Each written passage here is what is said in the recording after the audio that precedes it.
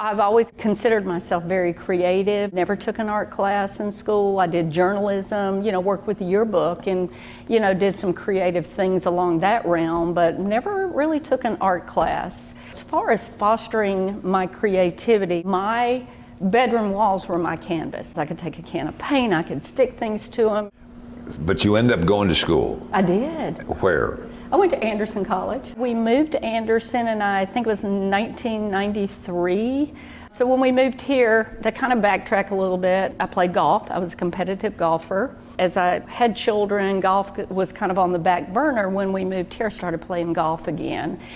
Played competitively here. You were on a scholarship to Anderson College playing golf. Let's just get that up front. You were an outstanding golf player. Yes, it paid my way through school. Is that not amazing? It is amazing. I look back on that and wonder where I would be at this juncture if Jay Sewell had not come up to me and said, "Look, I'm trying to start a women's program. Are you interested?" And I said, "Absolutely.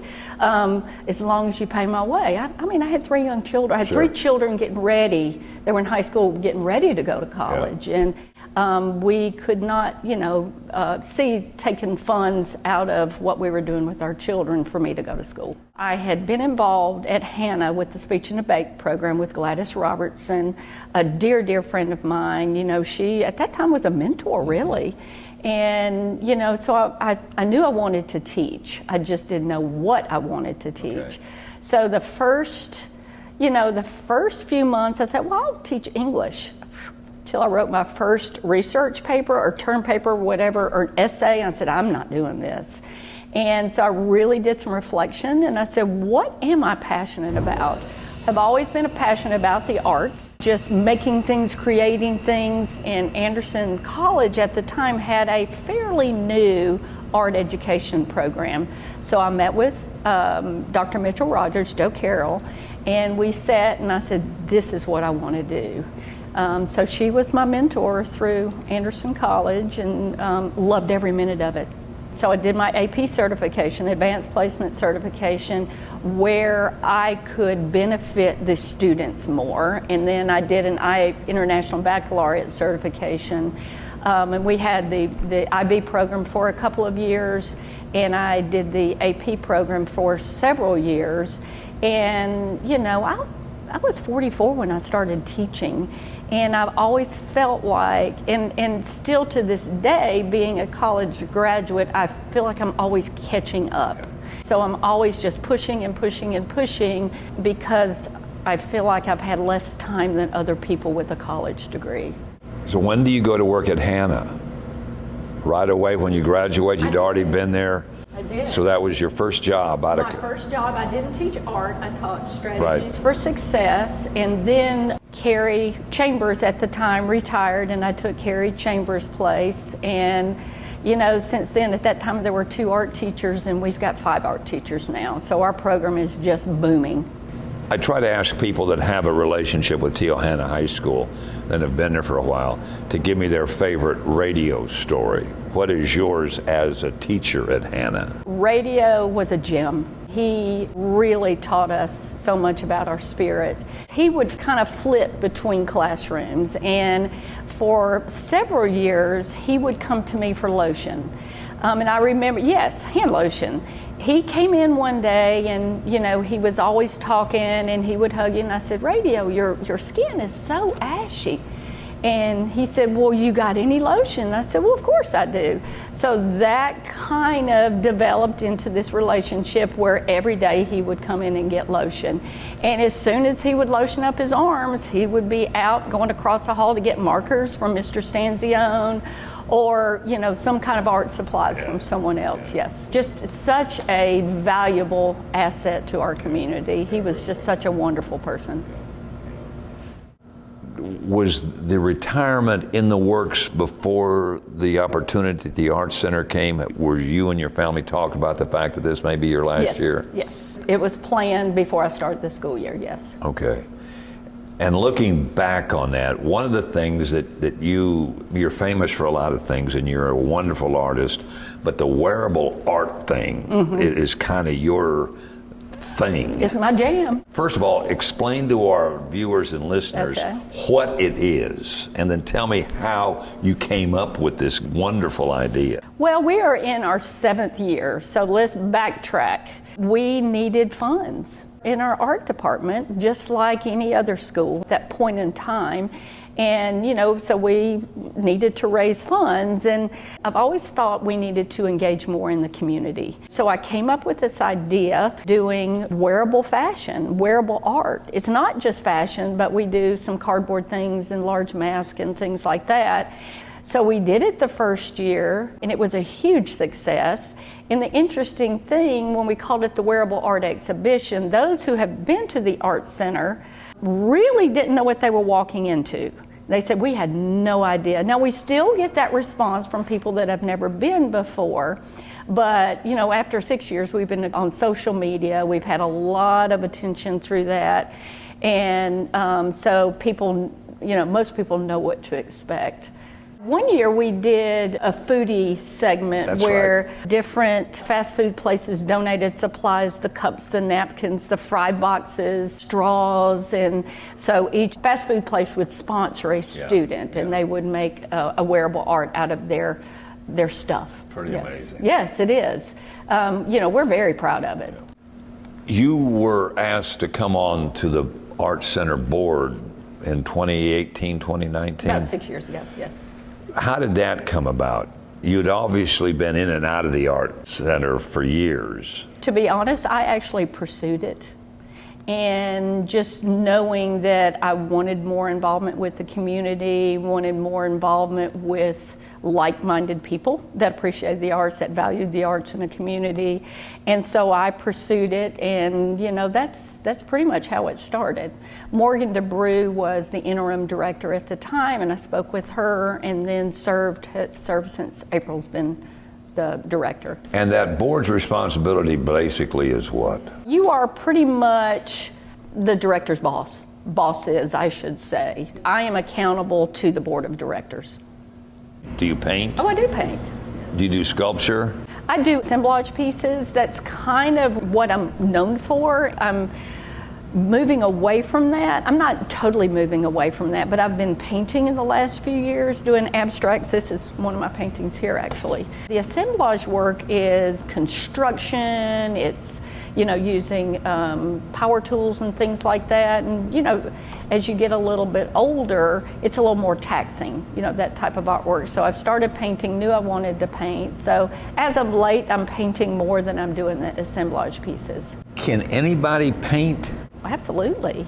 Without any instruction? Any formal training? Yeah. I definitely think so. I think people have a natural gift for composition. They have a natural gift for color. A natural gift for observation. So yes, I think so. I think people could paint without formal instruction. I mean, history shows you there's a lot of artists out there that have done that. As an art education major, you take a breadth of classes. You take 1 or 2 classes in all of the mediums. You do painting and sculpture, you do ceramics, you do printmaking. Just really touch the surface of a lot of these mediums when you're an art education major. Being an instructor in art at a high school for all these years, what's your assessment of today's young people and their interest in the arts and their ability to take advantage of this discipline? I think there's still this insatiable appetite for the arts. There's this stereotype that only certain kids kind of gravitate towards the arts. I don't believe that. I think in Hanna, I know our goal is to expose as many people as possible. We have very large population of our foundation art and 1-2 kids, and our population of the upper level classes have grown also, because I think as art teachers we try to expose them to so many different things. The very first few days of school, I tell them, I said, you're not going to love everything. I said, but these expose you to different techniques, to different concepts, different things like that. But if you will stay with me, if you will work hard, you're going to find something that you like. And it pretty much holds true every year. Does it really? It does. It does. And then what kind of satisfaction have you got when kids go out and then they come back years later and tell you their story about how your art class stuck with them? It is a huge reward. It's why I do what I do. I shouldn't say it's not why I do what I do, but it really validates what I do, I think. We, like the wearable art, this year, this will be the last year for the T.L. Hanna wearable art, I invited alumni to come back, and right now I think I'm at 18 or 20 kids coming back to do it, and very excited about it. And then, for me, it's the best of both worlds. I get to see them again. We can't go any further on this topic without you talking about the fact that you are also involved with the Senior Citizens Program in your wearable art. Tell our listeners that story.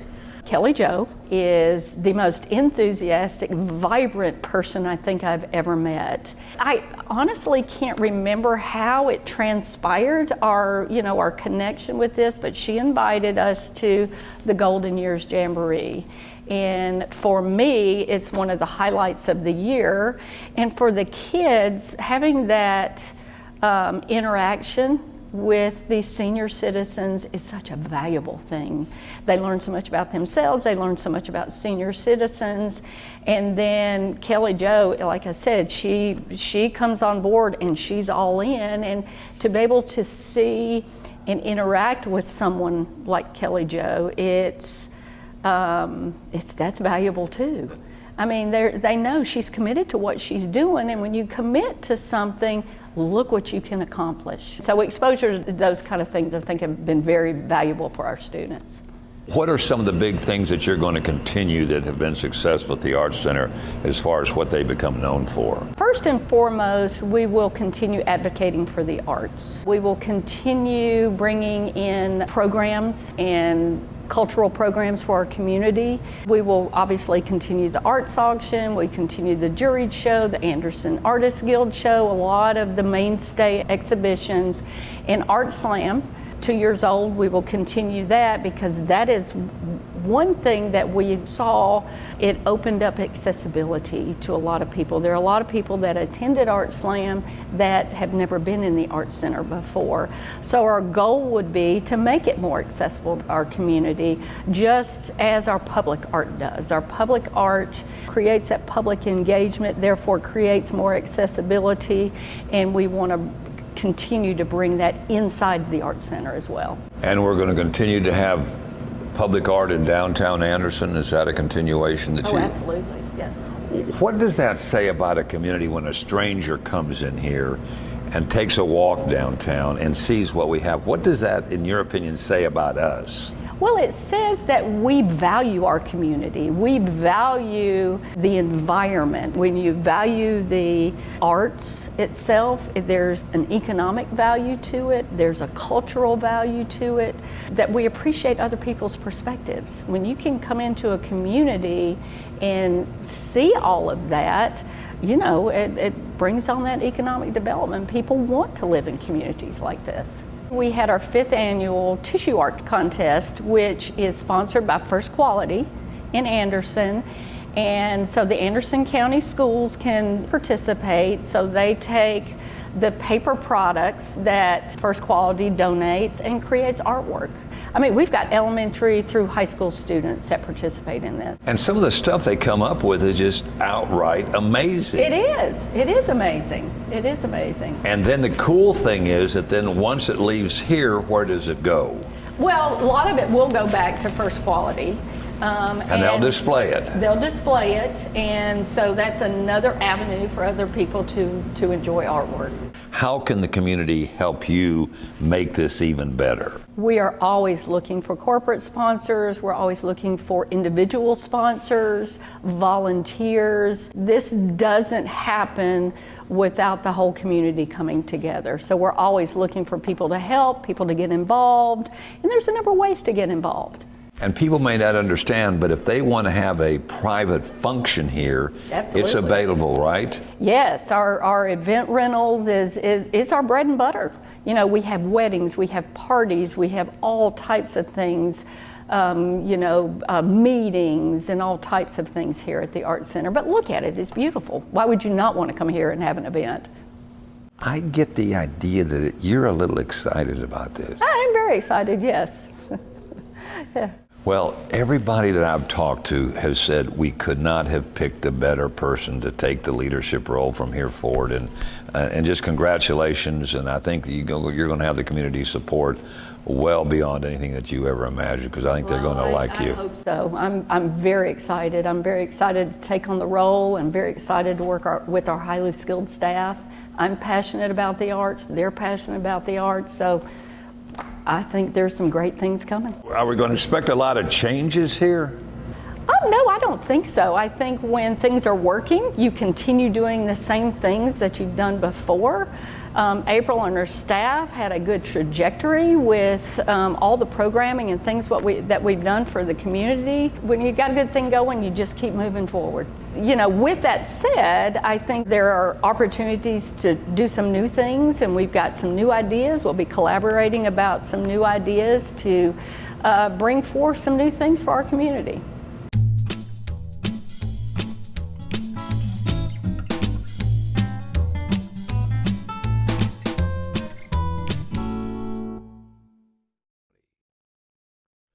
Brought to you by the folks at Anderson County.